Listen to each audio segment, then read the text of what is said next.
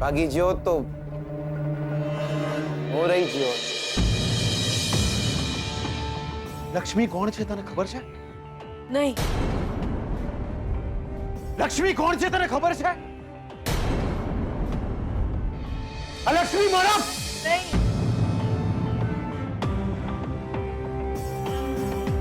શોધનીએ જો આજે બધાની સામે કહી દીધું હોત કે તમે એના વહુ છો તો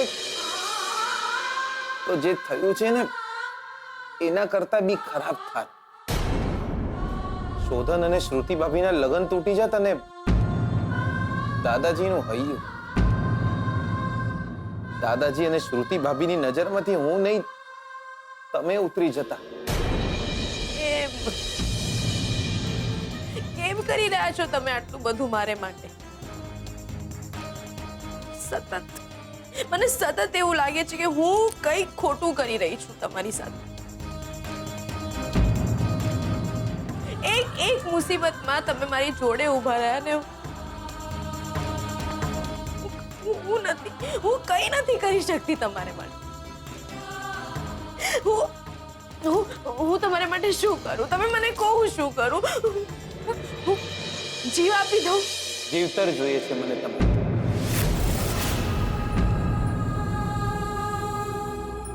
જે તમે આપી શકવાના નહીં. તમે જેવા મારા ભાઈબંધ રહ્યા છો ને એમ હું તમારી ભાઈબંધ બનીને રહીશ આખી જિંદગી. દેવર મેવાડામાં 35 ભાઈબંધ છે મારા.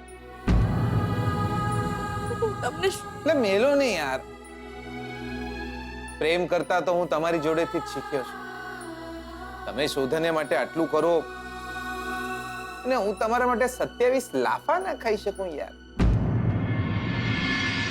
પણ એક વાત સમજાતી નહીં. આવો ખોટો રિપોર્ટ શોધનિયા પાસે આવ્યો ક્યાંથી? દેવર આવું જોરદાર પૂછડું હળગાયું કોને? હા, બહુ ફટકાર્યો છે આજે જીગલાને તો. મને હાથમાં દુખી ગયું. પાડા જેવો છે નહીં? આટલો માર ખાધો તો પણ એને કંઈ જ ન થયું. આજે મને એક વાતનો અફસોસ રહી ગયો. શોધન એટલું બોલતા બોલતા રહી ગયો કે આ કામવાળી એની વહુ હતી. પપ્પા અને શ્રુતિની હાજરીમાં જો આ બોમ્બ ફૂટી ગયો હોત તો મજા પડી જાત મને. પણ આપણે એટલા માટે તો આ કાવતરું કર્યું હતું કે આખા ઘરની સામે શોધન અને લક્ષ્મીનો તમાશો થાય. પણ તમાશો થઈ ગયો અત્યારે જીગલાનો. પણ આ તો હજુ શરૂઆત છે. હવે જો આ જીગર આ ઘર અને લક્ષ્મીને છોડીને ભાગી જાય તો મજા આવે. જે દિવસે એવું બન્યું એ દિવસે મહેતા પરિવારની પ્રોપર્ટી ને બિઝનેસ આપણા. રંજીત, હવે એ વિચાર કે જીગર આ ઘર છોડીને ભાગી કેવી રીતે જાય. ભગાડ એને, તું કંઈ પણ કર. જીગર જશે આ ઘર છોડીને એટલે આપણે બૂમો પાડીને કહીશું કે આ બિચારી કામવાળીના પેટમાં છોકરું છે એ લઈને જશે ક્યાં?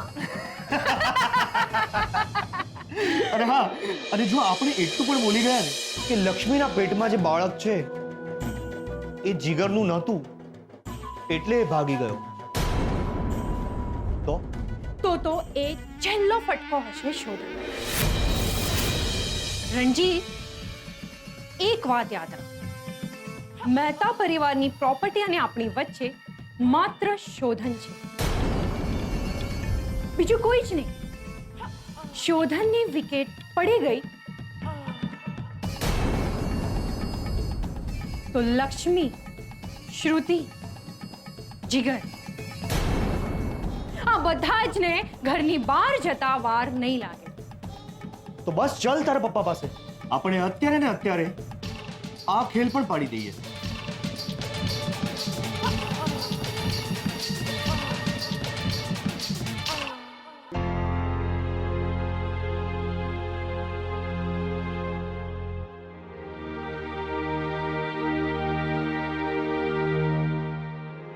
શોધન,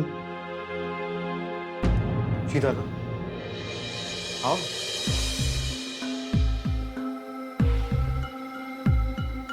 બેસો.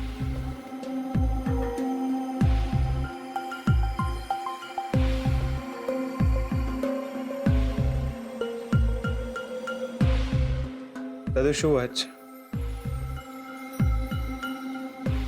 શોધન બેટા, આજે જે કંઈ ઘરમાં થયું બહુ જ ખોટું થયું છે.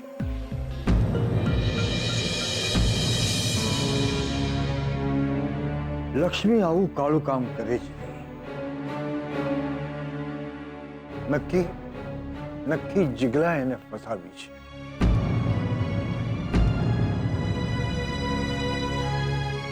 અને મને તો એ વાતની ચિંતા છે કે આ જીગર એની સાથે લગ્ન કરશે. ભલે આપણે જીગરને સજા આપી, એને આપણે ફટકાર્યો,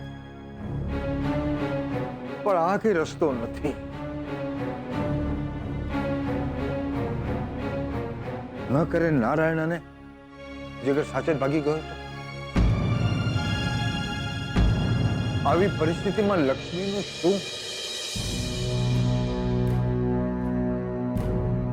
આપણે જીગરને લડ્યા અને માર્યો, પણ શોતન બેટા, હવે તું જીગરને સમજાવ કે લક્ષ્મી સાથે લગ્ન કરી લે, એને છોડીને ન જાય. સોરી દાદાજી, પણ જીગર જો હવે લગ્ન કરવા માંગતો પણ હશે ને તો પણ હું નહીં થવા દઉં. પછી તું આ શું બોલી રહી છે? લક્ષ્મી જીગરના બાળકના માં બનવાના છે. તો સ્વીટુ પ્રેગ્નેન્ટ છે એટલે એ મજબૂર છે એવું માની લેવાનું. શ્રુતિ, તું સમજતી કેમ નથી? આવી પરિસ્થિતિમાં મજબૂરી અને બરબાદી માત્ર છોકરીઓની. સ્વીટુને હું મારી નાની બેન માનું છું અને આવા જીગર જેવા કેરેક્ટરલેસ છોકરા સાથે હું એના લગ્ન ના કરાવી શકું. અને જેને સ્વીટુની પવિત્રતા, ડિગ્નિટીની કોઈ કિંમત જ નથી, એવા છોકરા સાથે હું લગ્ન ના કરાવું. મને તો લાગે છે કે જીગર પહેલેથી જ આવો લંપટ હશે, એટલે જ એના છૂટાછેડા થઈ ગયા. અને આઈ એમ સોરી, હું હવે નથી ઈચ્છતી કે જીગર અને સ્વીટુના લગ્ન થાય. દીદી બેટા, તારો ગુસ્સો વ્યાજબી છે, પણ જો એમના લગ્ન નહીં થાય તો લક્ષ્મીની જિંદગી તો બરબાદ થઈ જશે. અને લગ્ન થઈ જશે એ પછી સ્વીટુ સુખી જ થશે એવી ગેરંટી કોણ? તમે આપશો?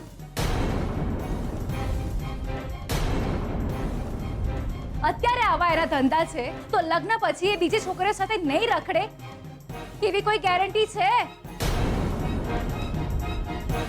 શ્રુતિ, છે, હું માનું છું કે જે કંઈ પણ થયું જીગરથી એ ખોટું છે, પણ લગ્ન થવા જરૂરી છે. લક્ષ્મી પ્રેગ્નન્ટ છે અને સ્વીટુ પ્રેગ્નેન્ટ છે એ પછી પણ એ ઘર છોડીને ભાગી રહ્યો હતો. ઓકે ફાઇન, સવાર પડવા જોજે શોધે. સવાર પડે ને ઘરમાં છે કે નહીં એ એનું કાળું મોઢું કરીને એ ભાગી ગયો હશે. એને એની ભૂલ સમજાશે. સોરી દાદાજી, તમે ભલે એને માફ કરી દો, હું એને માફ નહીં કરું. જીગરની માફીનો સવાલ નથી બેટા. લક્ષ્મીને મેં અમારી ઘરની દીકરી ગણી છે. એની મને ચિંતા થાય છે આના પર શું વીતશે. એ માં બનવાની છે. જુઓ દાદાજી, શ્રુતિ, દાદુની વાત સાચી છે. લક્ષ્મી ક્યાં ભટકશે પેટમાં બાળક લઈને? જીગર ગમે તેવું હોય, કમસે કમ એ લોકો એકબીજાને પ્રેમ તો કરે છે. અને જો એ લોકોના લગ્ન થઈ જશે તો ઠીક છે. જો આવતીકાલે સવારે જીગર આ ઘરમાં હશે તો હું તમારી વાત માની લઈશ. પણ જો એ ઘર છોડીને ભાગી ગયો હશે ને તો આખી દુનિયા સામે લડીને હું મારી બહેનનો સાથ આપીશ. ત્યારે તમારે મારી વાત માનવી પડશે. કઈ વાત? તો હું જીગરના પાપને અને મારી બહેનની બદનામીને મિટાવી દઈશ. એટલે હું સ્વીટુનું એબોર્શન કરાવીશ.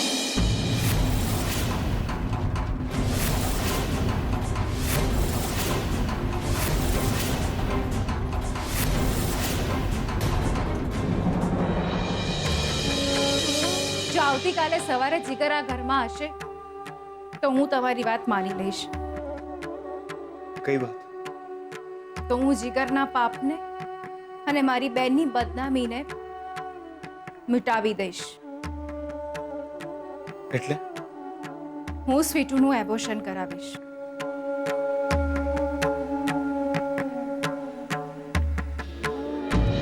અરે સારિકા, રણજીત કુમાર, તમે પપ્પા, હું આ ઘર છોડીને જઈ રહી છું.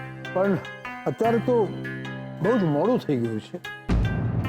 કાલે સવારે જાઓ તો વધારે સારું. લે પપ્પા, તમે સમ ખાવા પૂરતું એમ ના બોલ્યા કે ના જાઓ. પપ્પા, જીગર જેવા અપલખણા છોકરા જ્યારે ઘરમાં ફરતા હોય ત્યારે અમારે આ ઘરમાં રહેવું કેવી રીતે? તમારે તો હજુ આવા જીગર જેવા છોકરાઓને બિઝનેસ પાર્ટનર બનાવવા છે. જોઈ લીધા ને જીગરના ધંધા. પપ્પા, આજે આપણને ખબર પડી છે, આવતીકાલે આખા ગામમાં ખબર પડ્યા વિના નહીં રહી શકે. લક્ષ્મી એનું આ પેટ લઈને જશે ક્યાં? સગા સંબંધીઓમાં મહેતા પરિવારની આબરૂ ધૂળ ધાણી થઈ જશે. પપ્પા, અરરરર, તમે આવી છોકરીને દત્તક લેવાના હતા. અને આમાં વાંક કઈ એકલા જીગરનો નથી. કુકર્મ પકડાઈ ગયા પછી લક્ષ્મી દોષનો ટોપલો જીગરના માથે નાખીને બિચારીને બાપડી થઈ ગઈ છે. લક્ષ્મી કઈ એવી નાની કીકલી નથી કે કોઈ એની સાથે જબરદસ્તી કરે તો પણ એ ચૂપ રહે. બસ રણજીત કુમાર, બસ. તમને બહુ દુખે છે ને પપ્પા લક્ષ્મીના નામનું? અમે તમને એક વાત કહી દઈએ છીએ, જો આવતીકાલે સવારે જીગર આ ઘરમાં હશે તો અમે અહીં નહીં રહીએ. અને હા, જો શોધાના લગ્નની સાથે જીગર અને લક્ષ્મીના પણ લગ્ન થશે તો અમે લગ્નમાં પણ નહીં આવીએ. શુકનિયાર તો ખરી લક્ષ્મી, જીગરને વગર લગને બાપ બનાવી દીધો.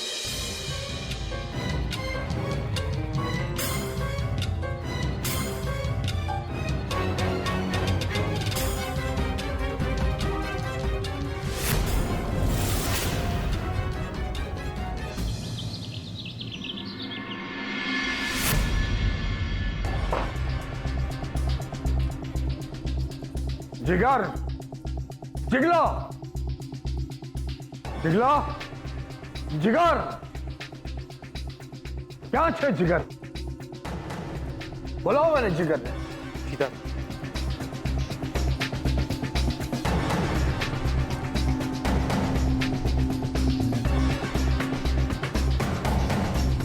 જીગર, જીગર ક્યાં છે તું?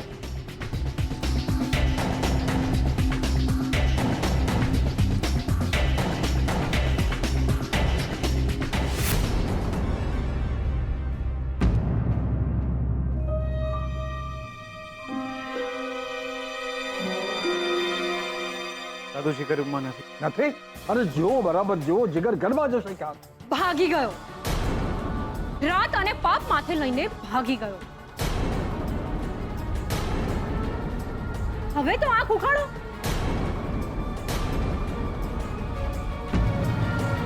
એટલે જ હું કાલે કહેતો હતો કે એને પોલીસને હવાલે કરી દો.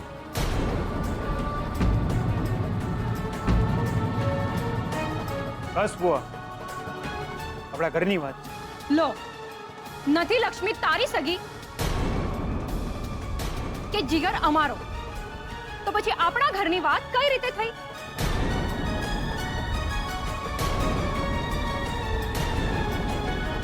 નાક કાપીને ગયો છે જીગર. શું?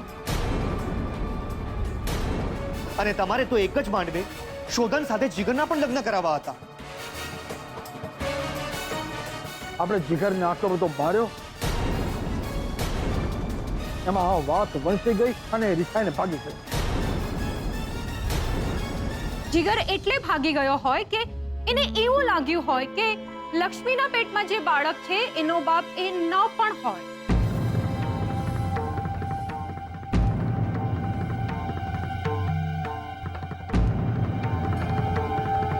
જીગર એટલે ભાગી ગયો હોય કે એને એવું લાગ્યું હોય કે લક્ષ્મીના પેટમાં જે બાળક છે એનો બાપ એ ન પણ હોય. સારિકા શું બોલે છે તું આ? બસ કોઈ બસ ભાન છે તમને શું બોલો છો?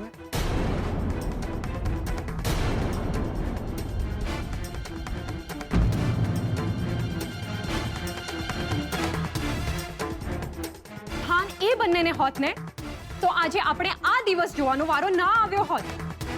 તમે સમજતા કેમ નથી?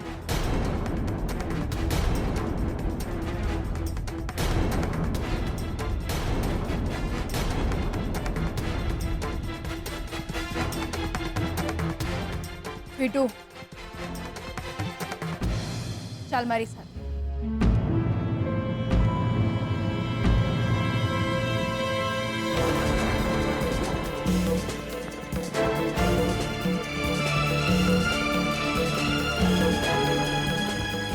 હું સ્વીટનું એબોર્શન કરાવીશ.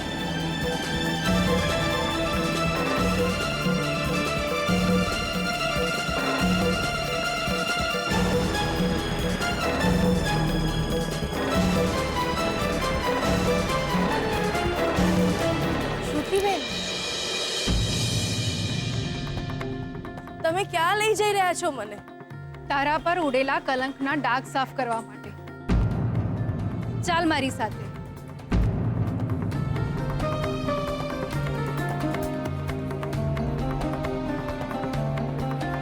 ચાલ મારી સાથે મંદિરમાં. ના શ્રુતિબેન, ના, હું આજે મંદિરે નહીં આવું. હું આજે કોઈ પૂજા પ્રાર્થના નહીં કરું. ઠીક છે, તું અહીંયા જ ઊભી રહે, હું આવું છું.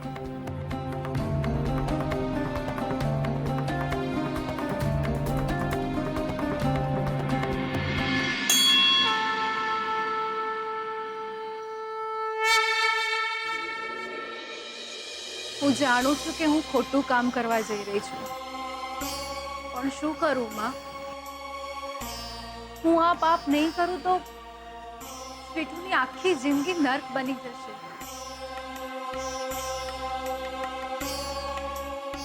મને માફ કરજે માં. એ ક્યાં ચાલ્યા ગયા હશે?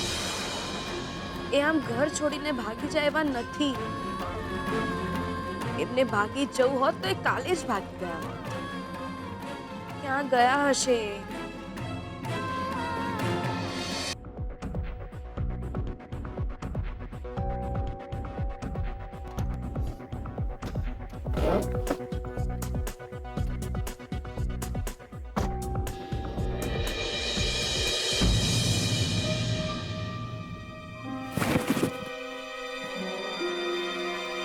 ગુડ મોર્નિંગ ડોક્ટર સાહેબ.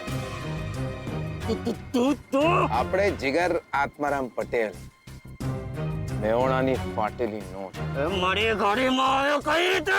એ જ રીતે જે રીતે લક્ષ્મીના પેટમાં છોકરું આવી ગયું.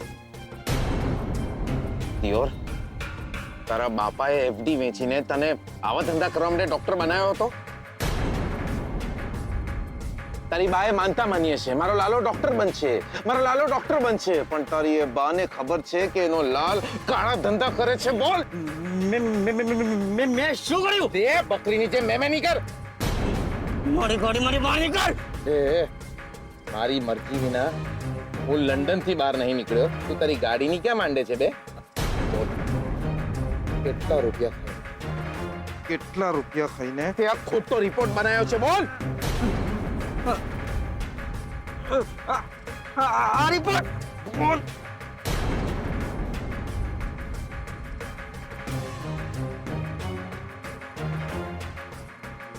બોલ. આ રિપોર્ટ